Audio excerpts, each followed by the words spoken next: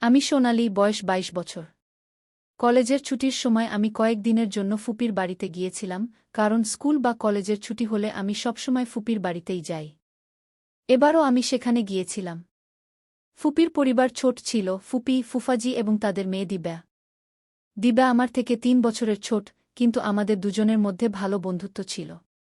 ফুপি খুবই কঠোর মেজাজের ছিলেন, কিন্তু ফুফাজি ছিলেন শালীন, গম্ভীর এবং আকর্ষণীয়, বয়স প্রায় ৪০-এর কাছাকাছি, কিন্তু শরীর এমন যে কেউ দেখলে থমকে যাবে। আমি তাকে সবসময় একটি সম্মানজনক সম্পর্কের চোখে দেখেছি, কিন্তু সেই দিন এমন কিছু ঘটল যা আমার মনের দুনিয়াকে নাড়িয়ে দিল। ফুপি দূরের আত্মীয়ের বিয়েতে গিয়েছিলেন এবং সেখানে ৭ দিন থাকার কথা ছিল। রাত প্রায় ১-১টা বাজে, দিব্যা তার ঘরে ঘুমিয়ে পড়েছে। আমি একা হলের মধ্যে বসে ফোন ঘাঁটছিলাম, এমন সময় ফুফাজির কণ্ঠ শোনা গেল, "সোনালি, এখনো ঘুমোওনি?" আমি মাথা তুলে তাকালাম। তিনি হালকা আলোয় দাঁড়িয়েছিলেন, সাদা কুর্তার উপর তার চওড়া বুকের উঁচু ভাঁজ স্পষ্ট দেখা যাচ্ছিল। গভীর কণ্ঠ যা হৃদয়ে এক ধরনের আলোড়ন তুলে দিল। আমি হঠাৎ করে বললাম, "আমি এখনই ঘুমোতে যাচ্ছিলাম।" তিনি হাসলেন এবং সামনের সোফায় বসলেন। তিনি জিজ্ঞাসা করলেন, "চা খাবে?" রাতে চা খাওয়া একটু অদ্ভুত লাগল, কিন্তু আমি হ্যাঁ বলে দিলাম। তিনি রান্নাঘরে চলে গেলেন, আর আমি তাকে নিঃশব্দে দেখতে লাগলাম। তার লম্বা, সুঠাম চাল, মর্দানাভাবে মনে এক অদ্ভুত গগুদি অনুভূতি হল, যা আমি ঝেড়ে ফেললাম। চা তৈরি হয়ে এলে তিনি কাপটি আমার দিকে বাড়িয়ে দিলেন। তার হাত থেকে উঠে আসা উষ্ণতা আমি অনুভব করলাম। আমি কিছু বলার আগেই তিনি জিজ্ঞাসা করলেন, "এখানে কেমন লাগছে?" আমি বললাম, "ভালো লাগছে। শুধু ফুপি থাকলে আরও ভালো লাগত।" তিনি হালকা হেসে বললেন, "কেন?" "আমার সঙ্গ ভালো লাগছে না।" আমি চুপ করে রইলাম, নজর নিচে নামিয়ে নিলাম। তার প্রশ্নে এক হালকা শরারত ছিল, যা আমি আগে কখনো অনুভব করিনি। কিছুক্ষণ পরে তিনি টিভি চালু করলেন। আমি চা খেতে থাকলাম, কিন্তু মন স্থির ছিল না। তার সেখানে থাকা, আমার পাশে বসা, এমন কিছু ছিল যা বাতাসে এক অন্যরকম অনুভূতি ছড়িয়ে দিচ্ছিল। চা শেষ করে আমি উঠতে গেলাম, তখন তিনি হালকা কণ্ঠে বললেন, "কাল সকালে হাঁটতে যাবে?" আমি তার দিকে তাকালাম। তার চোখে এক অজানা চমক ছিল। হৃদয়ে ধড়পড়ানি বেড়ে গেল। আমি বললাম, "হ্যাঁ, জানি না কেন, কিন্তু আমি চাইলেও না বলতে পারলাম না।" সকাল ৫টা, সকাল ৩:০০ বাজে যখন আমি হালকা শীতের মধ্যেও বিছানা থেকে উঠে পড়ি।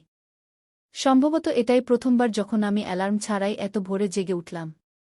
মনে এক অদ্ভুত অস্থিরতা কাজ করছিল, হয়তো ফুফাজির সাথে হাঁটতে যাওয়ার চিন্তাটাই কিছু আলাদা ছিল। আমি হালকা গোলাপি ট্র্যাক স্যুট পরলাম এবং চুল বেঁধে নিলাম। আয়নায় নিজেকে দেখতে পেয়ে লক্ষ্য করলাম গালে হালকা লালচে ভাব, সকালের শীতের কারণে নাকি অন্য কোনো অনুভূতি, তা আমি নিজেও জানতাম না। নিচে পৌঁছাতেই দেখি ফুফাজি গেটের পাশে দাঁড়িয়ে আছেন। তিনি কালো ট্র্যাক স্যুট পরেছিলেন, আর তার প্রশস্ত বুক ও মজবুত কাঁধ সেই পোশাকে আরও বেশি ফুটে উঠছিল। তিনি আমাকে দেখামাত্র হালকা করে হাসলেন, এমন এক হাসি যা মনে দোলা দিয়ে যায়। তিনি জিজ্ঞাসা করলেন, "প্রস্তুত?" আমি শুধু মাথা নাড়লাম, কারণ কণ্ঠ যেন গলা আটকে গিয়েছিল। আমরা দুজন রাস্তায় পাশাপাশি হাঁটতে শুরু করলাম। হালকা ঠান্ডা হাওয়া বইছিল, আর পরিবেশে এক অদ্ভুত শান্তি বিরাজ করছিল। কয়েক মিনিট আমরা নিঃশব্দে হেঁটে গেলাম, তারপর ফুফাজি জিজ্ঞাসা করলেন, "তোমার হাঁটার অভ্যাস আছে?" আমি বললাম, "না, মাঝে মাঝে।" তিনি হালকা করে মাথা নাড়লেন এবং তার গতি একটু কমিয়ে দিলেন যাতে আমি তার সাথে তাল মিলিয়ে চলতে পারি। কিছুক্ষণ পরে আমরা হ্রদের পাশের ছোট পার্কে পৌঁছালাম। সেখানে লোকজন যোগ ব্যায়াম ও ব্যায়াম করছিল, কিন্তু আমার দৃষ্টি শুধু ফুফাজির উপর ছিল। তার হাঁটার ভঙ্গি, শ্বাসপ্রশ্বাসের ছন্দ, সবকিছুই এক গভীর আকর্ষণের মতো মনে হচ্ছিল। আমরা একটি বেঞ্চে বসে কিছুক্ষণ বিশ্রাম নিলাম, তখনই তিনি তার হাত বাড়িয়ে দিয়ে বললেন, "চলো, একটা জিনিস ট্রাই করি।" আমি বিস্ময়ে তার দিকে তাকিয়ে বললাম, "কি?" তিনি বললেন, "ব্রিদিং এক্সারসাইজ। এতে স্ট্রেস কমে।" আমি ধীরে ধীরে আমার হাত তার হাতের উপর রাখলাম। তার আঙুলগুলো আমার তালু স্পর্শ করতেই মনে হল শরীরে এক হালকা শিহরণ ছুটে গেল। তিনি ধীরে ধীরে শ্বাস নেওয়া ও ছাড়ার নির্দেশ দিলেন, আমি তা করতে লাগলাম, কিন্তু মন যেন অন্য কোথাও ছিল। তার হাতের উষ্ণতা, আঙুলের হালকা চাপ, সবকিছুই এক নতুন অনুভূতিতে ভরিয়ে দিচ্ছিল। হঠাৎ তিনি আমার তালু হালকা করে চেপে ধরলেন, যেন বোঝাতে চাইছেন যে তিনিও কিছু অনুভূত হচ্ছিল। তিনি জিজ্ঞাসা করলেন, "আরাম পেয়েছ?" কণ্ঠে এক গভীরতা ছিল। আমি ধীরে মাথা নাড়লাম, কিন্তু আমার হৃদস্পন্দন দ্রুত হচ্ছিল। আমরা উঠে ঘরের দিকে হাঁটতে লাগলাম। পথে কয়েকবার তার হাত আমার হাত হালকা করে স্পর্শ করল, আর প্রতিবারই মনে হল যেন এক হালকা বিদ্যুৎ খেলে গেল। বাড়ি পৌঁছে তিনি বললেন, কালো আসবে। আমি তার দিকে তাকালাম, তার চোখে এমন কিছু ছিল যা আমি আগে কখনো দেখিনি। আমি বললাম, হ্যাঁ। আমার ঠোঁট থেকে শুধু এই শব্দটিই বেরিয়েছিল। কিন্তু আমি জানতাম, আগামীকালের সকাল আজকের চেয়েও বেশি বিশেষ হবে। সারা রাত আমি ছটফট করলাম। চোখ বন্ধ করলেই সকালের সেই মুহূর্ত চোখের সামনে ভেসে উঠত, রোদের পাট, ফুফাজির হাতের উষ্ণতা, তার আঙুলের হালকা চাপ, আর সেই অব্যক্ত অনুভূতি যা আমার শিরায় শিরায় ছুটে গিয়েছিল। পরদিন সকালে আবার সেই রুটিন, সেই জায়গা, সেই সঙ্গী। কিন্তু আজ বাতাসে কিছু আলাদা ছিল, কিছু গভীর, কিছু টানটান। হ্রদের পাড়ে পৌঁছাতেই ফুফাজি বললেন, আজ একটা নতুন ব্যায়াম ট্রাই করব। আমি চমকে তার দিকে তাকিয়ে বললাম, কী রকম? তিনি হেসে বললেন, ব্যালেন্স এক্সারসাইজ গু। ফুফাজি সামনে দাঁড়িয়ে বললেন, চোখ বন্ধ করো এবং ধীরে ধীরে এক পায়ে দাঁড়াও। আমি তোমাকে পড়তে দেব না গি। পড়তে দেব না, এই শব্দগুলোর মধ্যে কেন যেন এক অন্যরকম অনুভূতি ছিল। আমি ধীরে চোখ বন্ধ করলাম এবং এক পা উঠাতেই হালকা করে দুলে গেলাম। পরক্ষণেই আমার কোমরে দুটি শক্ত হাতের স্পর্শ পেলাম, আর শ্বাস যেন আটকে গেল। তার আঙুলগুলো হালকা করে আমার কোমরের কাছে লাগানো ছিল, যেন আমাকে ধরে রাখছে। কিন্তু সেই স্পর্শে আরও কিছু ছিল, কিছু অজানা, কিছু অদ্ভুত। তিনি বললেন, ব্যালেন্স বজায় রাখো। তার ধীর, গভীর কণ্ঠ কানে মধুর মতো গলে গেল। আমি নিজেকে সামলে নিলাম, কিন্তু সেই হালকা চাপে মনে হল শরীরে এক শিহরণ ছুটে গেল। চোখ খুলতেই আমার দৃষ্টি সরাসরি তার চোখে গিয়ে ঠেকল। সেখানে এমন কিছু ছিল যা শব্দের বাইরে। তিনি ধীরে বললেন, খুব ভালো করেছ গি। কিন্তু তার আঙুলগুলো তখনও আমার কোমরকে হালকা করে স্পর্শ করছিল। আমি অনুভব করলাম, তার স্পর্শ যেন একটু বেশি সময় ধরে রয়ে গেল, হয়তো অনিচ্ছাকৃত, নয়তো ইচ্ছাকৃত, আমি জানি না। সে মুহূর্ত কতক্ষণ স্থায়ী ছিল তা আমি বলতে পারব না। কিন্তু সেই অনুভূতি আমার স্মৃতিতে চিরকালের জন্য গেঁথে গেল। বাড়ি ফেরার পথে আমরা দুজনই নীরব ছিলাম। কিন্তু সেই নীরবতাও যেন কথা বলছিল। সেই রাতে ঘুমোতে গিয়েও ঘুম এল না। চোখ বন্ধ করলেই সেই স্পর্শ, সেই গভীর কণ্ঠ, কোমরে তার আঙুলের স্পর্শ, সবকিছু যেন আত্মায় গেঁথে গেল। সকাল হলে মনে এক অদ্ভুত অস্থিরতা কাজ করছিল। আমি নিজেকে বোঝাতে চেষ্টা করছিলাম যে এগুলো সবই সাধারণ অনুভূতি। কিন্তু হৃদয় যেন অন্য কথা বলছিল।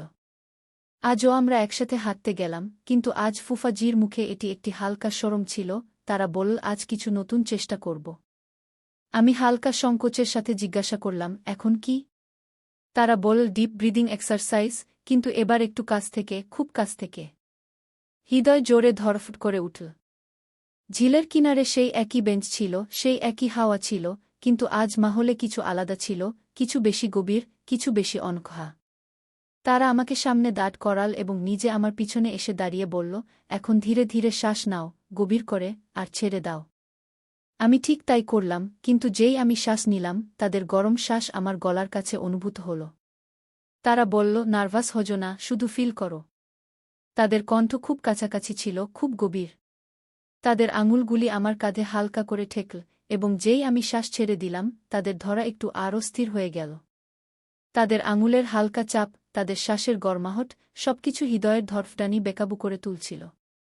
আমি ভেবেছিলাম তারা কিছু বলবে, কিন্তু তারা শুধু নিঃশব্দে দাঁড়িয়েছিল।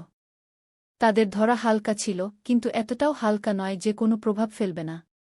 কয়েক সেকেন্ড কেটে গেল, সম্ভবত একটি অনকহা ইকরার সেই শ্বাসের মধ্যে সিমটে গিয়েছিল।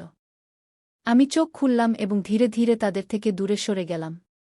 তারা কোনো জবরদস্তি করল না, শুধু হালকা হাসির সাথে বলল, এখন ভালো লাগছে? আমি শুধু মাথা নাড়লাম, কিন্তু হৃদয়ে যে ঝড় উঠেছিল তা থামার নাম নিচ্ছিল না। সেদিনের পর থেকে ফুফাজির আমার কাছে থাকাটা একটি অদ্ভুত ব্যথার জন্ম দিতে শুরু করেছিল। তাদের প্রতিটি কথা, প্রতিটি হরকতে আমি কিছু আলাদা অনুভব করতে শুরু করেছিলাম, এমন কিছু যা আগে কখনো অনুভব করিনি। আজও বাড়িতে শুধু আমি আর ফুফাজি ছিলাম। আমি কিচেনে ছিলাম, চা বানাচ্ছিলাম, যখন হঠাৎ পিছন থেকে তাদের কণ্ঠ শোনা গেল, সোনালি, এক কাপ আমার জন্যও বানিয়ে দাও। আমার হাত কাঁপছিল, কিন্তু নিজেকে সামলে নিলাম। আমি বললাম, জি বানাচ্ছি। আমি কাপে চা ঢাললাম এবং যেই পিছনে ফিরলাম, তারা আমার খুব কাছাকাছি দাঁড়িয়েছিল, এত কাছাকাছি যে তাদের শ্বাসের হালকা গরমাহট আমার গাল ছুঁয়ে যাচ্ছিল। আমি একদম থমকে গেলাম। কি হলো? তাদের কণ্ঠ গভীর ছিল, যেন সরাসরি রুহে প্রভাব ফেলছে। আমি বললাম, কিছু না। আমি কাপ তাদের দিকে বাড়িয়ে দিলাম, কিন্তু হাত কাপল চা ছিটকে তাদের হাতে পড়ে গেল। ওহ! আমি ঘাবড়ে গিয়ে তাদের হাত ধরে ফেললাম। তাদের আঙুলের গরমাহট আমার হাতে নেমে এল। আমি দ্রুত পানি নিয়ে তাদের হাতে ঢাললাম, কিন্তু আমাদের দুজনের চোখে চোখ লেগে গেল। একটি দীর্ঘ নিস্তব্ধতা। তাদের চোখে কিছু ছিল, এমন কিছু যা শুধু অনুভব করা যায়, বলা যায় না। আমি ধীরে ধীরে তাদের হাত ছেড়ে দিলাম, কিন্তু তারা এখনও আমার দিকে তাকিয়েছিল। তারা হালকা হাসির সাথে জিজ্ঞাসা করল, এত ঘাবড়ে গেছ কেন? আমি বললাম, না, কিছু না। তারা ধীরে ধীরে আমার নাম নীল, সোনালি উ। শুধু নাম নেওয়াতেই হৃদয়ের ধড়ফটানি বেকাবু হয়ে গেল। আমি চোখ নামিয়ে নিলাম, কিন্তু তাদের চোখের গভীরতা থেকে নিজেকে বাঁচাতে পারলাম না। তারা আরও একটু কাছে এল এবং বলল, কখনো মনে হয়েছে তোমার, কিছু অনুভূতি বলা যায় না, শুধু বেঁচে নেওয়া যায়? আমি ধীরে মাথা নাড়লাম। আমরা গুই। তারা গভীর শ্বাস নিয়ে বলল, সম্ভবত আমরা দুজনেই এমন কিছু অনুভূত করছি। হৃদয় এক পলের জন্য থেমে গেল। আজ প্রথমবার কেউ সেই অনুভূতিগুলোকে শব্দ দিয়েছিল, যা আমি নিজের কাছ থেকেও লুকিয়ে রেখেছিলাম। তাদের সেই শব্দ, সম্ভবত আমরা দুজনেই এমন কিছু অনুভূত করছি, আজও কানে গুঞ্জরিত হচ্ছিল। আমি চোখ নামিয়ে নিয়েছিলাম, কিন্তু হৃদয়ের ভিতরে হাজারো প্রশ্ন উঠছিল। সত্যিই কি আমি কিছু অনুভূত করছিলাম? তারা কি সেটাই অনুভূত করছিলেন? আর যদি হ্যাঁ, তাহলে এর মানে কি ছিল? ঘরে শুধু আমাদের শ্বাসের শব্দ ছিল। কিছুক্ষণ তারা কিছু বলল না, আমিও চুপ ছিলাম, কিন্তু সেই চুপও অনেক কিছু বলছিল। তারা হালকা করে জিজ্ঞাসা করল, তুমি কিছু ভাবছ? আমি ধীরে মাথা নাড়লাম এবং বললাম, আপনি কি ভাবেন? তারা হালকা হাসল, আমার মনে হয় তুমি আমার কাছ থেকে কিছু লুকাচ্ছ। ও আমি তাদের দিকে তাকিয়ে বললাম, যদি লুকিয়ে থাকি, তাহলে আপনি জানতে চাইবেন? তারা পলক না ফেলে বলল, হ্যাঁ। হৃদয়ের ধড়ফটানি বেড়ে গেল। আমি একটি গভীর শ্বাস নিয়ে ধীরে বললাম, কখনো কখনো কিছু অনুভূতি এত জটিল হয়ে যায় যে আমরা নিজেরাই ঠিক করতে পারি না সেগুলো সঠিক না ভুল, কিন্তু তাদের থাকাটা একটি সত্য। তারা আমার দিকে ঝুঁকে বলল, তাহলে এটা কি একটি সত্য? আমি ধীরে মাথা নাড়লাম। তারা কিছুক্ষণ চুপ থেকে বলল, কখনো কখনো আমরা কারো দিকে টেনে চলে যাই, কোনো কারণ ছাড়া, কোনো যুক্তি ছাড়া, শুধু হৃদয় চায় যে তারা কাছে থাকুক, তাদের উপস্থিতি আমাদের শান্তি দিক। এটাই কি ঘটছে? না, আমার কাছে কোনো উত্তর ছিল না।